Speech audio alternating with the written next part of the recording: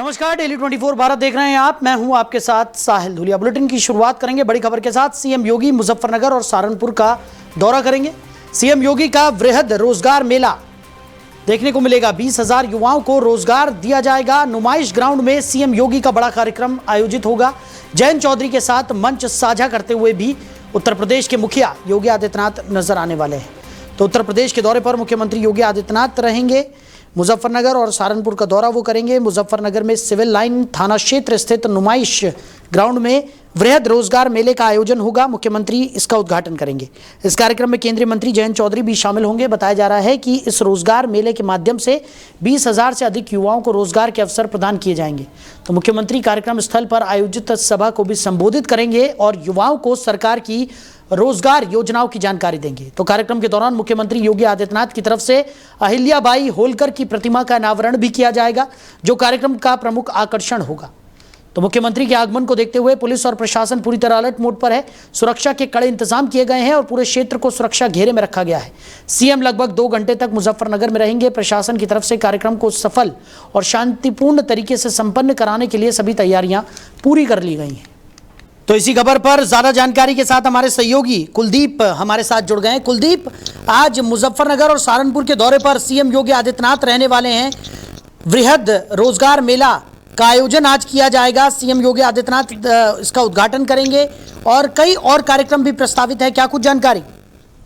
देखिए, मैं आपको बताना चाहूंगा, आज सुबह के मुख्यमंत्री योगी आदित्यनाथ के मुजफ्फरनगर आगमन को लेकर मुजफ्फरनगर पुलिस प्रशासन अलर्ट मोड पर है। वहीं आपको बता दें कि उत्तर प्रदेश के मुख्यमंत्री के साथ कैबिनेट मंत्री व राष्ट्रीय लोकदल के राष्ट्रीय अध्यक्ष जयंत चौधरी भी इस कार्यक्रम में शामिल होंगे। वहीं आपको बता दें 951 करोड़ की 423 विकास परियोजनाओं का आज सुबह के मुख्यमंत्री योगी आदित्यनाथ लोकार्पण करेंगे। उसके साथ साथ मैं आपको बताना चाहूंगा, आज 200 से अधिक कंपनियां इस रोजगार मेले में शामिल होगी और लगभग 25,000 से अधिक युवाओं को नियुक्ति पत्र देकर उन्हें रोजगार देगी।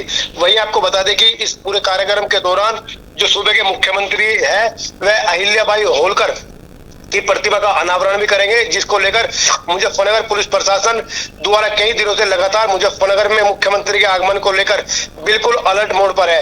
वहीं आपको बता दें कि हर चौराहे हर नुक्कड़ पर मुजफ्फरनगर पुलिस तैनात है। वहीं मेरठ जोन के एडीजी भानु भास्कर व सहारनपुर रेंज के डीआईजी और कमिश्नर सहित आला अधिकारी मुजफ्फरनगर पहुंचकर पूरी ही सुरक्षा की दृष्टि से देखते हुए पंडाल का और जनसभा स्थल का जायजा ले चुके हैं। जी, और जिस तरीके से कुलदीप सीएम योगी आदित्यनाथ इस खास कार्यक्रम में शामिल होने वाले हैं, जयंत चौधरी के साथ भी मंच साझा करते हुए वो नजर आने वाले हैं। तो इस कार्यक्रम को लेकर किस तरीके की तैयारियां वहां देखने को मिल रही हैं? क्या कुछ सुरक्षा के इंतजाम किए गए हैं? और अगर हम वृहद रोजगार मेले की बात करें तो इस खास कार्यक्रम को लेकर किस तरीके की तैयारियां वहां पर देखने को मिल रही हैं और किस तरीके का ये मेला रहने वाला है?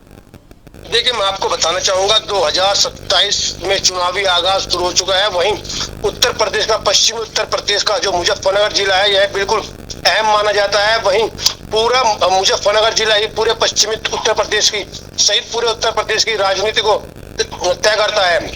वहीं जिसको लेकर उत्तर प्रदेश के मुख्यमंत्री योगी आदित्यनाथ द्वारा जो मुजफ्फरनगर की सदर तहसील है, जहाँ से कौशल विकास राज्य मंत्री कपिल देव अग्रवाल है, उनके आग्रह पर सदर तहसील में पहला कार्यक्रम रखा गया है। वहीं इस दौरान जो पुलिस प्रशासन है वह बिल्कुल अलर्ट मोड पर है। जी बिल्कुल, और जिस तरीके का ये रोजगार मेला जिसका आयोजन किया जा रहा है, उससे कहीं ना कहीं रोजगार के बेहतर अवसर युवाओं को यहाँ पर मिलेंगे, इसकी उम्मीद जताई जा रही है। और सीएम योगी आदित्यनाथ भी इस तरीके के कार्यक्रमों में खुद सहभागिता करते हैं, जिससे कहीं ना कहीं इन कार्यक्रमों की और ज़्यादा ये कार्यक्रम विशेष हो जाते हैं, इनका महत्व बढ़ जाता है।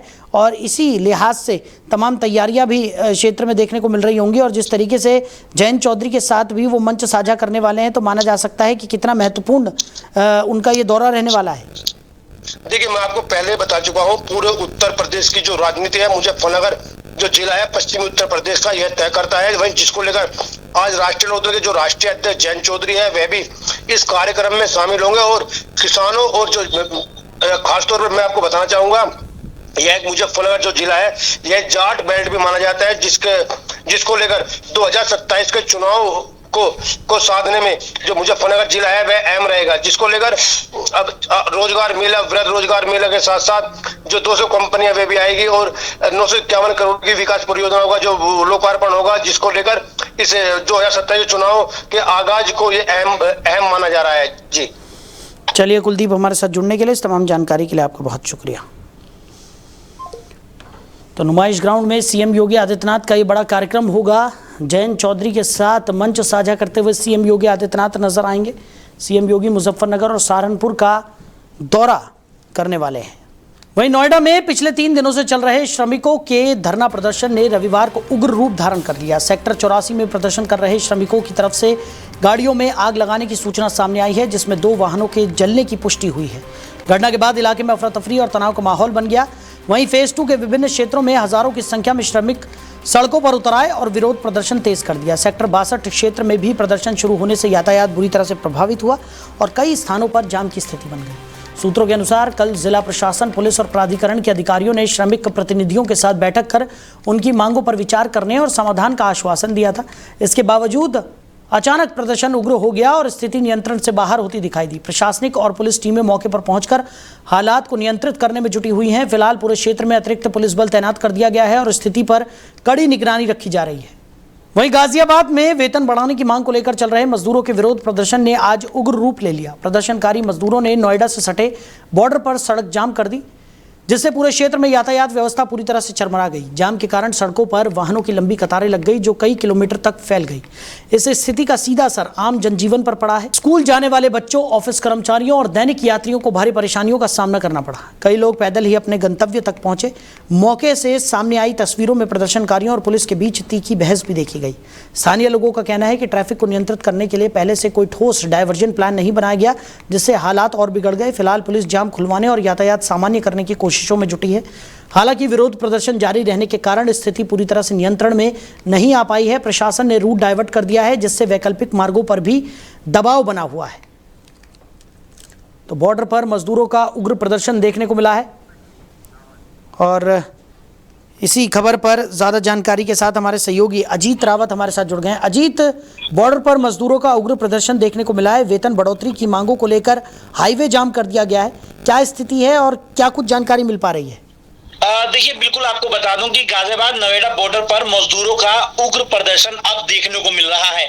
इसके वजह से कई किलोमीटर लंबा जाम भी लग चुका है, जिसमें पुलिस को काफी दिक्कतों का सामना करना पड़ रहा है। ऐसी स्थिति से निपटने के लिए पुलिस की भी तैनाती की गई है। वहीं आपको बता दें कि आगजनी भी कई नोएडा पे कई ऐसी जगह भी है जहां पर आगजनी भी है। कई गाड़ियां जो है वो आग के हवाले लोगों ने कर दिया है। आपको बता दें कि इस पिछले 3 दिनों से ये जो विरोध प्रदर्शन चल रहा था अब इतना उग्र हो गया है कि अब लोग जो है वो सड़क पर पहुंच चुके हैं और सड़कें जाम कर दी है, जिसकी वजह से काफी किलोमीटर का लंबा जाम भी देखने को मिल रहा है। आपको बता दें, नोएडा में चल रहे मजदूरों के विरोध प्रदर्शन के बाद आज जिस तरीके से मजदूरों ने सड़क जाम किया है, जिसकी वजह से गाजियाबाद से नोएडा जाने वाले बॉर्डरों पर भी उन्होंने जाम कर दिया है, जिसकी वजह से मजदूरों ने जो उग्र रूप ले लिया है। वेतन बढ़ाने की मांग को लेकर पिछले कई दिनों से ये प्रदर्शन कर रहे थे, जिसमें मजदूरों ने नोएडा से सटे बॉर्डर पर सड़क जाम करके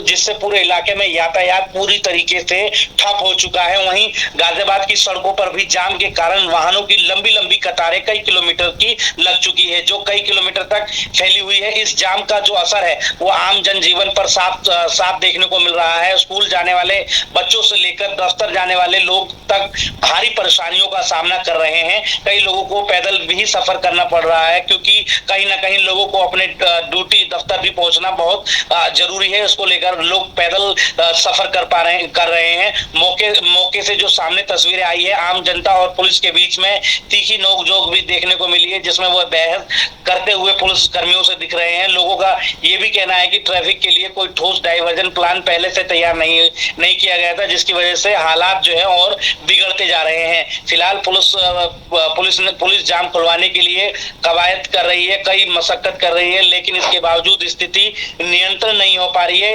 विरोध प्रदर्शन के चलते रूट पूरी तरीके से डाइवर्ट कर दिया गया है, जिससे विकल्प मार्गों पर भी भारी दबाव देखने को मिल रहा है। स्थिति अभी तनावपूर्ण बनी हुई है और ट्रैफिक पुलिस के जो हालत है वो संभालना बहुत चुनौती हो चुका है। वहीं अब देखना होगा कि प्रशासन के वरिष्ठ अधिकारी इस स्थिति को काबू लाने के लिए क्या कुछ कदम उठाते हैं। फिलहाल स्थिति ऐसी है कि कई एम्बुलेंस भी जो इस पूरे जाम में फंसी हुई है, जिसकी वजह से उनको ले जाने में भी काफी दिक्कतों का सामना करना पड़ रहा है। कई तस्वीरें हमने ये भी देखी कि लोग जो है वो अपने बच्चों को स्कूल जो लेके जा रहे थे वो इसलिए नहीं पहुंच पाए क्योंकि वहां पर उनको कोई भी यातायात वाहन या किसी प्रकार की सुविधा नहीं मिल सकी। इसको लेकर लोग जो है वो अपने घरों के लिए भी प्रस्थान कर रहे हैं क्योंकि स्थिति ऐसी है कि सुबह 7 साढ़े 7 बजे से ही वहां पर जो विरोध प्रदर्शन चल रहा था, जिसके बाद अचानक से मजदूरों द्वारा जो है वो सड़क जाम कर दिया गया है। हालांकि कई जगह नवेड़ा की जो तस्वीरें हैं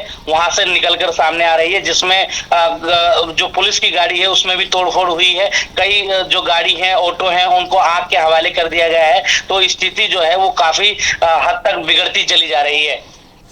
बिल्कुल, चलिए अजीत, हमारे साथ जुड़ने के लिए, इस तमाम जानकारियों के लिए आपका बहुत शुक्रिया।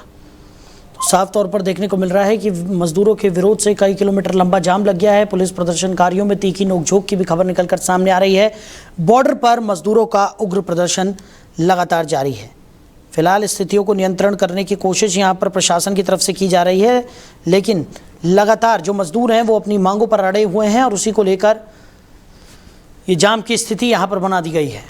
वहीं गाजियाबाद के इंदिरापुरम स्थित स्ट्राइकर बैडमिंटन अकेडमी में first badness men's doubles badminton tournament का सफल आयोजन किया गया। इस प्रतियोगिता में कुल 16 टीमों ने हिस्सा लिया, जहां खिलाड़ियों ने शानदार खेल का प्रदर्शन करते हुए दर्शकों का भरपूर मनोरंजन किया। पूरे टूर्नामेंट के दौरान मुकाबला बेहद रोमांचक और प्रतिस्पर्धात्मक रहा। प्रतियोगिता के मुख्य अतिथि डॉक्टर पी.के. जैन ने विजेता टीमों को ट्रॉफी देकर सम्मानित किया। इस टूर्नामेंट में सक्षम रावत और रमेश रावत की जोड़ी ने बेहतरीन प्रदर्शन करते हुए खिताब अपने नाम किया, जबकि अनुराग और नेगी जी की टीम रनर अप रही। इस आयोजन का संचालन टीम प्रभास द्वारा किया गया, जबकि इसका स्पॉन्सरशिप वसुंधरा स्थित जैन सुपर स्पेशलिटी हॉस्पिटल के senior orthopaedic surgeon doctor PK. Jain ने किया। प्रतियोगिता को सफल बनाने में मुख्य कोच नरेश त्यागी और प्रांजल त्यागी की अहम भूमिका रही। इस अवसर पर डॉक्टर जैन ने कहा कि ऐसे खेल आयोजनों से युवाओं को प्रोत्साहन मिलता है और फिट इंडिया हिट इंडिया अभियान को मजबूती मिलती है। कार्यक्रम के अंत में आयोजकों ने मीडिया कर्मियों का आभार व्यक्त किया। आज यहाँ पे वसुंधरा सेक्टर 10 की तरफ से बैडमिंटन टूर्नामेंट हुआ था और उसमें मिस्टर नरेंद्र त्यागी हेड कोच है वसुंधरा के, उन्होंने और उनके बेटे प्रांजल त्यागी ने इसको ऑर्गेनाइज किया और बहुत ही अच्छे से ऑर्गेनाइज किया। वेल टाइम्ड रहा और नो प्रॉफिट नॉन लॉस पे रहा। और मोदी जी का जो कार्यक्रम चल रहा खेलो इंडिया, उसके अंतर्गत ये कार्यक्रम हुआ है और हम चाहेंगे कि आगे भी इस तरह के कार्यक्रम होते रहें और हम चाहेंगे कि इससे नेशनल इंटरनेशनल टाइप के प्लेयर हमें मिले और जिससे देश प्रगति करे। टूर्नामेंट तो पहली बात बहुत ही अच्छा था। हमने इतना सोचा नहीं था कि इतना अच्छा हो जाएगा, लेकिन वसुंधरा से इतनी सारी पार्टिसिपेशन मोर देन 16+ टीम्स 16 से ज्यादा भी टीम्स आई थी और काफी अच्छा टूर्नामेंट था। कोई चीटिंग नहीं हुई थी, कोई गुस्सा नहीं, कोई कुछ नहीं, नॉर्मल मैचेस थे जैसे एक्सपेक्टेड था और एंड तक गया टूर्नामेंट और प्लेयर्स एकदम अच्छे थे। ऐसा नहीं हुआ कि कम ज्यादा मैचेस या कोई इंटरेस्ट नहीं था। अगर ये लाइव टेलीकास्ट होता तो बहुत अच्छी व्यूअरशिप आती। सो वी आर थैंकफुल, हम शुक्रिया है उन लोगों का जिन लोगों ने ऑर्गेनाइज किया for Tyagi families, they organise such a well and to doctor uncle, बहुत ही अच्छा कंपटीशन ऑर्गेनाइज किया। हम चाहेंगे कि ऐसे टूर्नामेंट्स होते रहे। वसुंधरा में टैलेंट की कमी नहीं। वहीं मुजफ्फरनगर के नगर कोतवाली क्षेत्र स्थित शाहबुद्दीन रोड पर एक युवक की संदिग्ध परिस्थितियों में गोली लगने से मौत हो गई। मृतक की पहचान आदित्य के रूप में हुई है, जो एक प्राइवेट बैंक में नौकरी करता था। बताया जा रहा है कि रविवार की छुट्टी के चलते आदित्य अपने घर पर ही मौजूद था, तभी अचानक गोली लगने की घटना सामने आई। गोली लगने से आदित्य की मौके पर ही मौत हो गई, जिससे परिवार में कोहराम मच गया। घटना की सूचना मिलते ही पुलिस मौके पर पहुंची और जांच शुरू कर दी। फिलहाल पुलिस ये पता लगाने में जुटी है कि गोली कैसे चली और इसके पीछे क्या कारण रहे। पुलिस अधिकारियों का कहना है कि मामले के हर पहलू से जांच की जा रही है और जल्द ही घटना का खुलासा कर दिया जाएगा। आज दिनांक 12 अप्रैल की दोपहर 12:30 बजे करीब थाना कोतवाली नगर पुलिस को जिला अस्पताल के इमरजेंसी विभाग से सूचना मिलती है कि एक गन शॉट का मरीज अस्पताल में आया है, इमरजेंसी में आया है। पुलिस मौके पर आई, परिवारजनों से बात की। परिवारजनों का कहना है कि एक एक्सीडेंटल फायर हुआ है लाइसेंस्ड वेपन से राइफल को साफ करते दौरान। पुलिस द्वारा एविडेंस कलेक्ट किया जा रहा है। फील्ड यूनिट मौके पर बुलाई जा रही है। घटनास्थल का भी निरीक्षण किया जा रहा है। सारी पुलिस द्वारा टीम बनाकर निरीक्षण करके प्रॉपर सर्च किया जाएगा और तहरीर प्राप्त कर आगे की विधिक कार्रवाई अमल में लाई जाएगी। वहीं उत्तर प्रदेश के मुजफ्फरनगर जनपद में रिश्तों को शर्मसार करने वाला मामला सामने आया है, जहां एक जीजा ने ही साले के घर डकैती की वारदात को अंजाम दिया। घटना 4 अप्रैल की है, जब नगर कोतवाली क्षेत्र के पिन्ना गांव निवासी रवि के घर हथियारबंद बदमाशों ने धावा बोल दिया। उस समय रवि की पत्नी दवाई लेने गई हुई थी और घर में मौजूद रवि व बच्चों को बदमाशों ने बंधक बना लिया। डकैतों ने घर में जमीन के नीचे गड़े सोना चांदी के खजाने को खोदकर लाखों रुपए के आभूषण भी लूट लिए और फरार हो गए। पुलिस जांच में खुलासा हुआ कि इस वारदात का मास्टरमाइंड खुद रवि का बहनोई अनुज था, जिसने खजाने की जानकारी लुटेरों को दी थी। मामले के खुलासे के लिए पुलिस ने कई टीमों का गठन किया और मुखबिर की सूचना पर अनुज सहित 7 आरोपियों को गिरफ्तार कर लिया। इनमें एक नेशनल शूटर अर्जुन भी शामिल है। पुलिस ने आरोपियों के पास से एक कार, फर्जी नंबर प्लेट, अवैध हथियार और लूटे गए सोना चांदी के आभूषण बरामद किए हैं। पुलिस के अनुसार सभी आरोपी लूट के माल को बेचने की फिराक में थे। फिलहाल सभी से पूछताछ जारी है और मामले के अन्य पहलुओं की भी जांच पड़ताल की जा रही है। वहीं मुजफ्फरनगर पुलिस ने अंतर्राज्यीय वाहन चोर गिरोह का भांडाफोड़ करते हुए बड़ी सफलता हासिल की है। बुढ़ाना कोतवाली पुलिस ने इस गैंग पर शिकंजा कसते हुए 2 शातिर चोरों को गिरफ्तार कर लिया, जो लग्जरी वाहनों की चोरी कर उन्हें फर्जी दस्तावेजों के सहारे बेचते थे। गिरफ्तार आरोपियों की पहचान आदिल, जो कि कश्मीर का रहने वाला बताया जा रहा है, और मनीष, जो कि मेरठ से है, के रूप में हुई है। पुलिस ने इनके कब्जे से करीब 1.75 लाख रुपए कीमत की 3 फॉर्च्यूनर गाड़ियां बरामद की है। जांच में सामने आया है कि आरोपी चोरी किए गए वाहनों के चेसिस नंबर बदलकर उनके फर्जी कागजात तैयार करते थे, जिससे उन्हें आसानी से दूसरे राज्यों में बेचा जा सके। इस पूरे मामले का खुलासा एसएसपी संजय कुमार ने प्रेस वार्ता के दौरान किया। उन्होंने बताया कि यह गिरोह लंबे समय से सक्रिय था और कई राज्यों में वाहन चोरी की घटनाओं को अंजाम दे चुका है। फिलहाल पुलिस आरोपियों से पूछताछ कर रही है और गिरोह से जुड़े अन्य सदस्यों की तलाश जारी है। साथ ही ये भी पता लगाया जा रहा है कि इस नेटवर्क में और कौन कौन शामिल है। वहीं उत्तर प्रदेश के गाजियाबाद के ब्रिजविहार क्षेत्र में एक अनोखी और प्रेरणादायक पहल सामने आई है, जहां रिटायर्ड वैज्ञानिक हेमंत भारद्वाज ने गंदे नाले को ऊर्जा के स्रोत में बदलने का सफल प्रयास किया है। उन्होंने करीब 20,000 रुपए की लागत से एक छोटा गैस संग्रहण सिस्टम तैयार किया, जो नाले से निकलने वाली गैस को एकत्रित कर घरेलू उपयोग के लिए उपलब्ध कराता है। हेमंत भारद्वाज ने बताया कि नाले में उठते बुलबुलों को देखकर उन्होंने इसमें छिपी ऊर्जा की संभावना को पहचाना। जांच में ज्वलनशील गैस की पुष्टि होने के बाद उन्होंने प्लास्टिक ड्रमों की मदद से एक सिस्टम विकसित किया, जो पानी के अंदर गैस को इकट्ठा करता है। इस गैस को पाइपलाइन के जरिए चूल्हे तक पहुंचाया जाता है, जहां इसका उपयोग खाना बनाने के लिए किया जा रहा है। सुरक्षा के मद्देनजर सिस्टम में वॉल्व और प्रेशर मापक उपकरण भी लगाए गए हैं। ये सिस्टम 24 घंटे गैस एकत्रित करता है और एक बार में करीब 2 घंटे तक चूल्हा जल सकता है। इस पहल से स्थानीय लोगों को गैस की महंगाई से राहत मिल रही है और पर्यावरण संरक्षण में भी मदद मिल रही है। ये प्रयोग दिखाता है कि सीमित संसाधनों में भी नवाचार के जरिए बड़े बदलाव संभव है। ये देखिए, ये हमने एक बेसिकली साइंटिस्ट पृष्ठभूमि रही है मेरी, रिटायर्ड इंसान हूँ, नाम हेमंत भारद्वाज। शौक में शुरू करा था, क्योंकि नाले में जो methane gas, sulphur dioxide, hydrogen sulphide, ammonia, इसके बुलबुले उठते देखते थे। इसको स्टोर करा और शौक के तौर पे इसको स्टार्ट करा था, इस प्रोजेक्ट को 10 साल पहले। पर आज ये है बहुत काम आ रहा है। और किन लोगों के काम आ रहा है?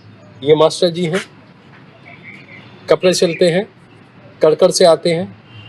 अमित जी, ये हमारे माली भी हैं, ई रिक्शा भी चलाते हैं और झुग्गी में रहते हैं। आजकल गैस मिलना बड़ा मुश्किल है। इन लोगों के पास गैस कनेक्शन नहीं है, तो ये ब्लैक में ख़रीदते हैं 400 रुपये किलो, और वो भी बड़ी मुश्किल से, धक्के खाने के बाद।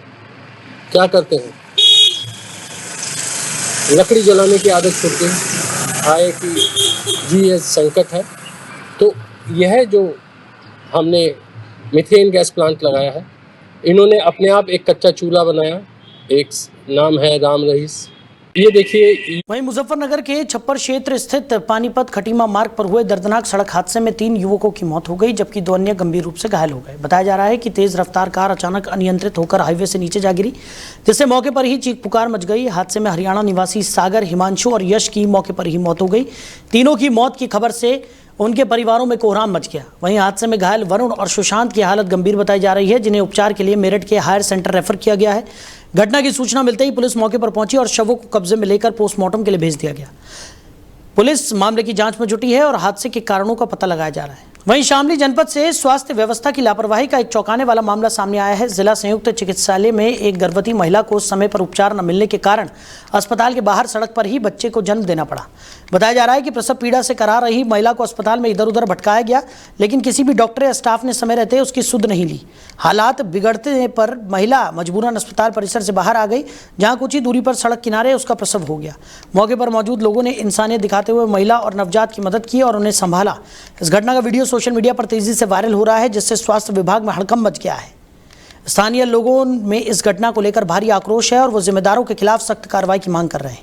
यह घटना सरकारी अस्पतालों की कार्यप्रणाली पर गंभीर सवाल खड़े करती है। फिलहाल स्वास्थ्य विभाग की ओर से कोई आधिकारिक बयान सामने नहीं आया है, लेकिन मामले ने पूरे सिस्टम पर सवालिया निशान जरूर लगा दिया है। वहीं नोएडा में संघ लोक सेवा आयोग के निर्देशन में आयोजित एनडीए, एनए और सीडीएस परीक्षा शांतिपूर्ण और व्यवस्थित तरीके से संपन्न हुई।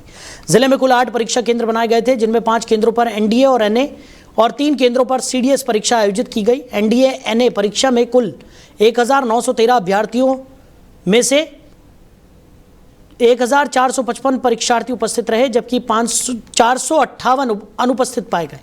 वहीं सीडीएस परीक्षा में 1187 में से 706 अभ्यर्थियों ने परीक्षा दी और 481 अभ्यर्थी अनुपस्थित रहे।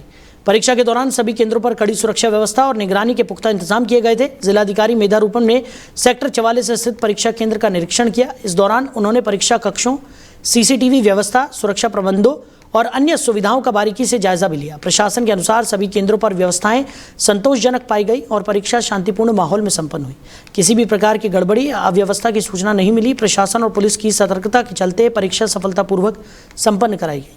वहीं उत्तर प्रदेश के हापुड़ जनपद के थाना धौलाना क्षेत्र में आज सुबह एक दर्दनाक सड़क हादसा हो गया। धौलाना गुलावटी मार्ग पर एक यात्री बस और ट्रक की आमने सामने जोरदार टक्कर हो गई, जिनमें 6 लोगों की मौत हो गई, जबकि कई अन्य यात्री गंभीर रूप से घायल हो गए।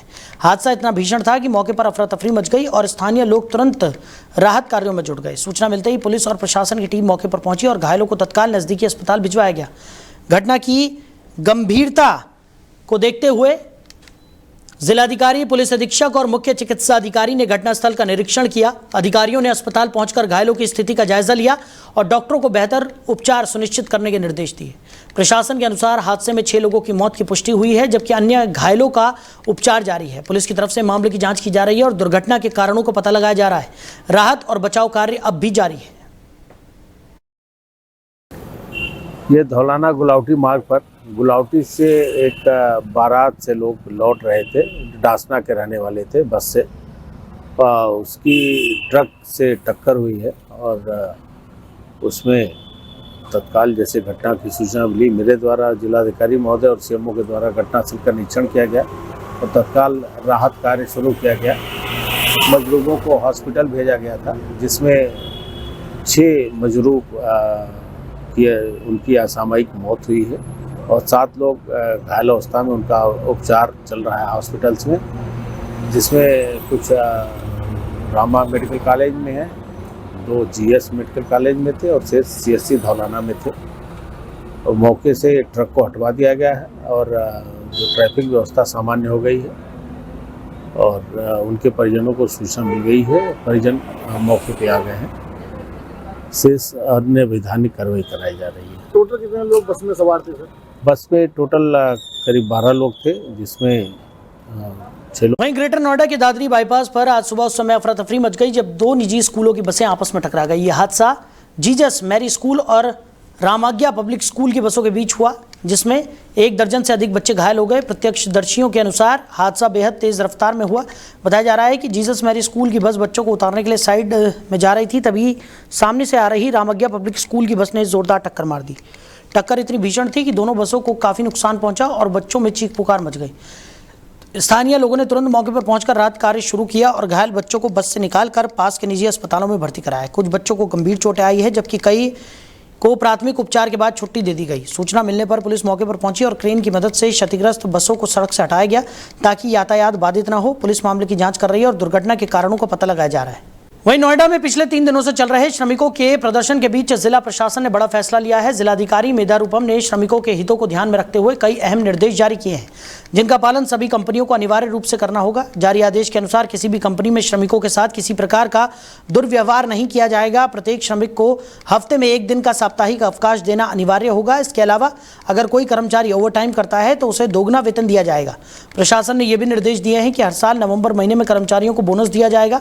साथ ही प्रत्येक कार्यस्थल पर यौन उत्पीड़न की रोकथाम के लिए एक समिति का गठन किया जाएगा, जिसकी अध्यक्षता महिला करेगी। श्रमिकों को समय पर वेतन सुनिश्चित करने के लिए हर महीने की 10 तारीख तय की गई है। इसके अलावा उनकी सुरक्षा और शिकायतों के समाधान के लिए टोल फ्री नंबर भी जारी किया गया है। इन फैसलों से श्रमिकों को बड़ी राहत मिलने की उम्मीद है और औद्योगिक क्षेत्र में कार्य स्थितियों में सुधार आने की भी उम्मीद जताई जा रही है। तो फिलहाल इस बुलेटिन में मेरे साथ इतना ही। आप बने रहिए। नमस्कार।